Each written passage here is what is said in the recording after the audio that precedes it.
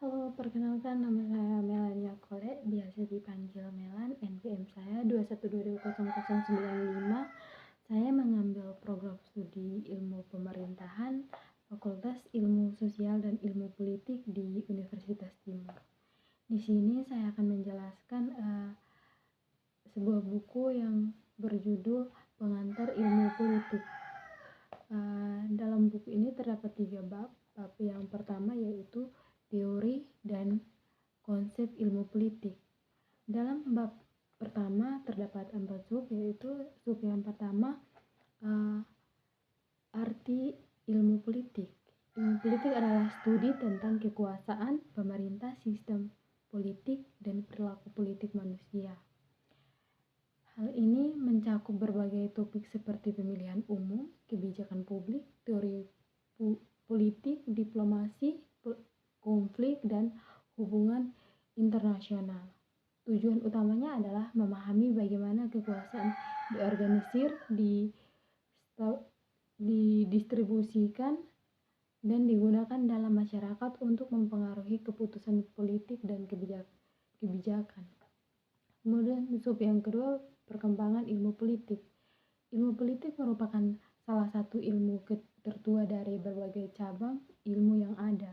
Meskipun beberapa cabang ilmu pengetahuan yang ada telah mencoba melacak asal-usul keberadaannya sehingga zaman Yunani kuno, tetapi hasil yang dicapai tidak segemilang apa yang telah dicapai oleh ilmu politik. Tetapi ada masa selanjutnya politik lebih fokus pada masalah kelembagaan dan pendekatan yang digunakan juga semakin luas.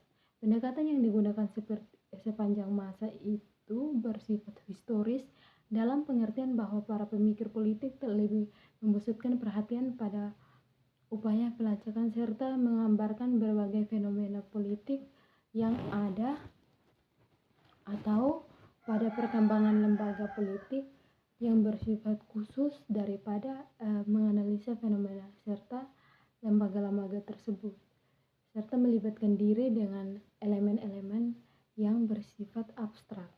Kemudian kita masuk pada sub yang ketiga, yaitu hubungan ilmu politik dengan ilmu sosial. Untuk menentukan hubungan ilmu politik dengan ilmu sosial lainnya, dapat dibedakan 2 jenis ilmu sosial, yaitu pertama hubungan sesama ilmu-ilmu kenegaraan yang sama saling bertumpu tindih. Kemudian yang kedua, hubungan sesama ilmu sosial non kenegaraan yang harus dikaji keterkaitannya untuk perkembangan ilmu politik itu sendiri. Ilmu-ilmu kenegaraan yang akan dilihat hubungannya antara lain yang pertama itu ilmu politik dengan ilmu negara. Kemudian yang kedua, ilmu politik dengan ilmu administrasi negara. Ketiga, ilmu politik dengan ilmu pengetahuan. Lalu yang keempat, ilmu politik dengan ilmu hukum tata negara. Sedangkan ilmu non kenegaraan yang dilihat hubungannya adalah sebagai berikut, yaitu ilmu politik dengan ilmu filsafat, ilmu politik dengan ilmu ekonomi, kemudian ilmu politik dengan sosiologi, ilmu politik dengan geografi ilmu bumi, kemudian yang berikut ilmu sosial, ilmu politik dengan sejarah, kemudian yang keenam itu ilmu politik dengan psikologi, ilmu kejiwaan.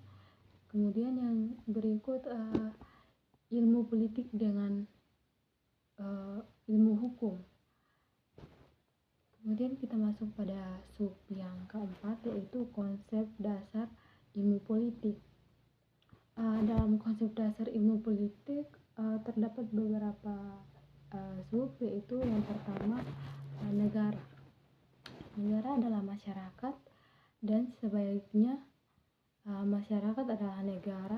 Negara adalah suatu organisasi dalam suatu wilayah yang mempunyai kekuasaan tertinggi yang sah dan yang ditaati oleh rakyatnya.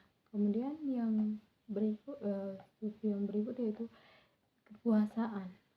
Kekuasaan adalah kemampuan seseorang atau kelompok untuk mempengaruhi tingkah laku orang atau kelompok lain sesuai dengan keinginan dari perilaku. Kemudian yang ketiga yaitu pengambilan keputusan. Keputusan adalah membuat pilihan di antara beberapa alternatif, sedangkan istilah pengambilan keputusan merujuk pada proses yang terjadi sampai keputusan itu tercapai. Di sisi lain, keputusan adalah keputusan yang mengikat, menyangkut dan mengetahui masyarakat umum. Hal-hal yang menyangkut dan mempengaruhi masyarakat umum biasanya diurus dan diselenggarakan dengan lembaga-lembaga pemerintahan. Oleh karena itu, keputusan politik yang terbaik dari berbagai alternatif mengenai urusan-urusan yang terjadi kenegaraan pemerintah. Kewenangan pemerintah. Pengambilan keputusan sebagai konsep pokok dari politik masyarakat, keputusan-keputusan yang diambil secara kolektif dan yang mengikat seluruh masyarakat. Keputusan-keputusan itu dapat menyangkut tujuan masyarakat. Menyangkut tujuan masyarakat, dapat pula menyangkut kebijakan-kebijakan untuk mencapai tujuan itu. Kemudian sub yang berikutnya itu kebijakan umum. Kebijakan umum adalah suatu kumpulan keputusan yang diambil oleh seorang pelaku atau oleh kelompok politik dan usaha memilih tujuan-tujuan dan cara untuk mencapai tujuan-tujuan itu. Pada prinsipnya, pihak yang membuat kebijakan-kebijakan itu mempunyai kekuasaan untuk melaksanakannya. Kemudian masuk pada sub yang berikut yaitu pembagian. Maksud dari pembagian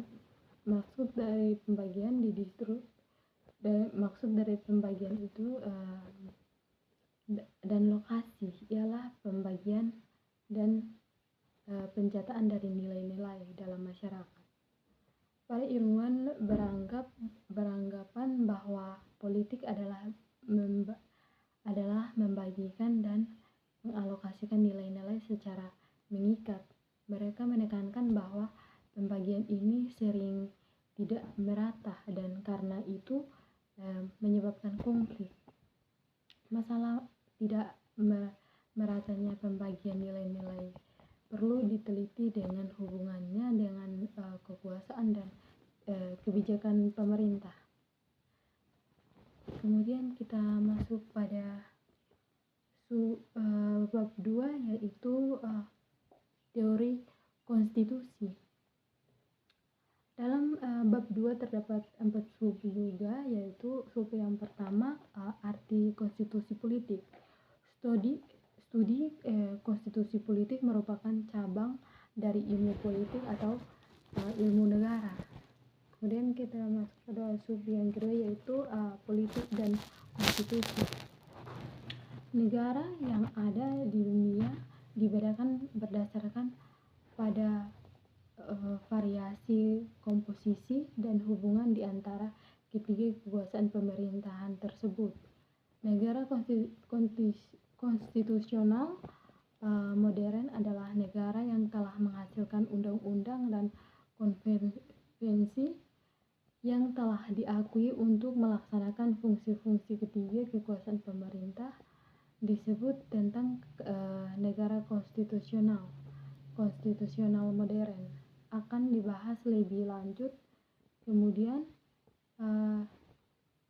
James Bridge mendefinisikan konstitusi sebagai suatu kerangka masyarakat politik yang diorganisir dengan dan melalui hukum. Kemudian masuk pada sub yang ketiga yaitu sejarah perkembangan negara konstitusional. di masa sekarang negara konstitusional merupakan sesuatu yang sangat tua dan seringkali sangat sangat baru pula. Setua zaman purba Yunani dan sebaru abad 20, bentuk tertua negara konstitusional yang tercantum pada catatan-catatan ditemukan pada zaman Yunani dan Romawi kuno, tetapi dengan bentuk yang sangat berbeda dengan bentuk negara yang sering dibicarakan di sini, seperti yang telah disebut konstitusionalisme modern. Berkembang dari dua dasar utama, yaitu nasionalisme dan demokrasi. Kemudian kita masuk pada sub yang terakhir, yaitu klarifikasi konstitusi. Aristoteles mula-mula membagi konstitusi ke dalam dua kelas, yaitu konstitusi yang baik dan konstitusi yang buruk, atau konstitusi yang benar dan konstitusi yang salah. Di sini kriterianya adalah semangat yang menjiwai pemerintahan. Aristoteles mengumumkan dalam setiap kelas tersebut 3 tipe konstitusi berdasarkan apakah pemerintahan tersebut dikuasai oleh satu orang golongan atau banyak orang, atau dalam kurung rakyat. Kemudian kita masuk pada bab yang terakhir, yaitu bab 3 tentang lembaga negara legislatif, eksekutif, dan yudikatif. Sistem politik Indonesia bercirikan lembaga eksekutif yang kuat yang disokong oleh lembaga legislatif yang lemah. Kemudian yang di dalamnya termasuk anggota-anggota yang tidak dipilih dari kalangan militer dan kelompok-kelompok fungsional. Hal ini membuat kontrol institusi terhadap lembaga eksekutif berkurang. Hubungan antara eksekutif dengan legislatif juga tak imbang karena budaya politik yang mendominasi hubungan antara struktur-struktur konstitusional. Pada bab terakhir ini terdapat 6 sub, yaitu sub yang pertama legislatif antara unikameral atau bikameral. Legislatif bisa dibedakan unikameral yang artinya terdiri dari satu badan legislatif, atau bikameral yang terdiri dari 2 badan legislatif.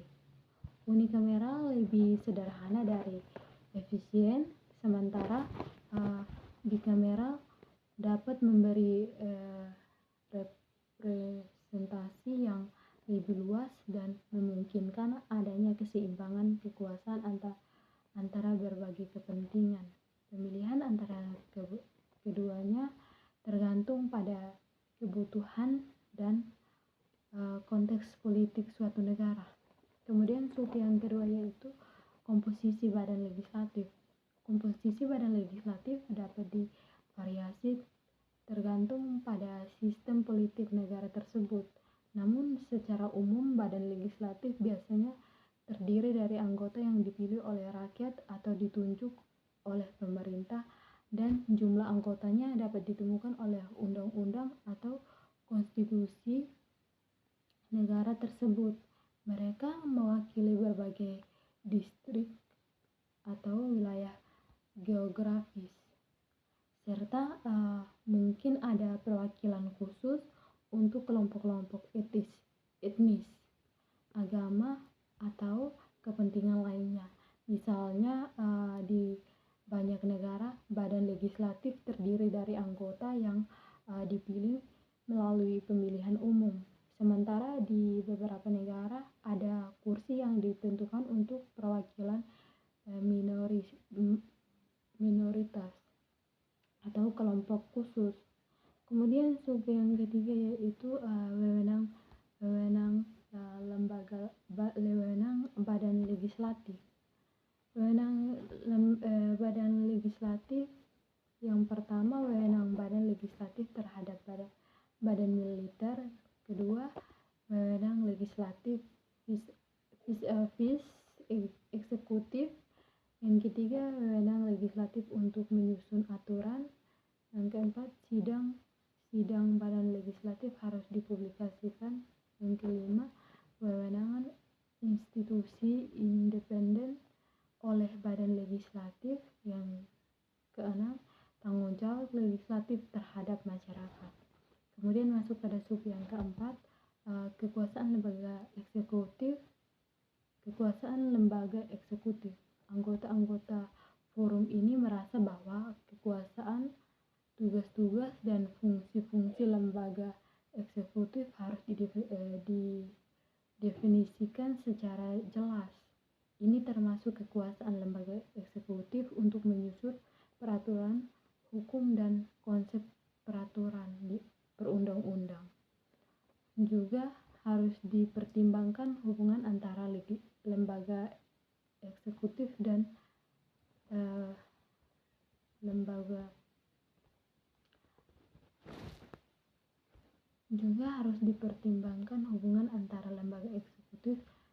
Dewan Pertimbangan Presiden.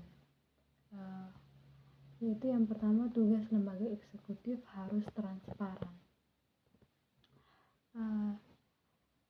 Nepotisme dan patronase mungkin telah terjadi di semua ajaran eksekutif, di setiap tingkah pemerintahan hingga di kantor-kantor, badan, dan lembaga publik. Adalah penting jika diharapkan masyarakat mempercayai kejujuran dan integritas pemerintah, bahwa petunjuk pejabat eksekutif secara semacam itu haruslah mulai suatu proses penunjukan yang komparatif dan transparan. Kemudian yang kedua yaitu pemilihan presiden langsung atau tidak langsung. Anggota-anggota forum menilai prospek dan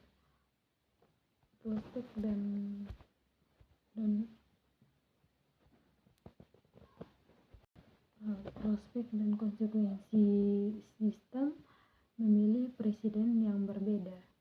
Di perdebatan bahwa presiden terpilih secara tak langsung secara umum lebih dapat diminta pertanggungjawaban oleh parlemen dan sedikit memungkinkan akan melampaui atau menyepelekan parlemen. Di perdebatan bahwa presiden terpilih secara langsung akan lebih otoritas dan mempunyai kecenderungan untuk turut kehendak rakyat di atas lembaga legislatif. Para anggota mengakui bahwa lebih banyak perdebatan publik di seputar presiden yang terpilih langsung.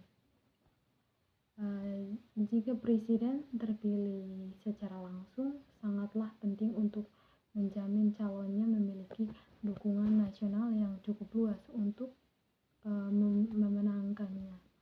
Bukan hanya dibutuhkan suatu suara mayoritas dari anggota legislatif, tetapi juga didukung dari mayoritas daerah-daerah atau dari sektor atau kepentingan hal yang penting. Kemudian sub yang kelima yaitu karakteristik presidensialisme.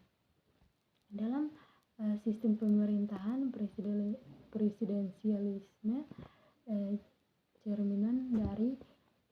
cerminan kekuasaan terpusat pada lembaga eksekutif, sedangkan dalam sistem pemerintahan parlementer, pusat kekuasaan terfokus pada lembaga legislatif. komposisi struktur konstitusi dua sistem ini secara politik bersifat diametral. Kemudian sub yang terakhir yaitu pengawasan dan akuntabilitas presiden dan parlemen. Sifat pengawasan antara presiden dan parlemen tergantung besar kewenangan presiden. Jika presiden dipilih secara tak langsung, kekuasaan untuk mengganti eksekutif atau pemimpin lewat cara mosi tidak percaya kepada presiden dimungkinkan oleh mayoritas parlemen. Jadi untuk mewujudkan stabilitas dalam pemerintahan direkomendasikan bahwa suatu mayoritas luas bisa dibutuhkan untuk suatu mosi tidak percaya. Mungkin sekian dari saya ucapkan.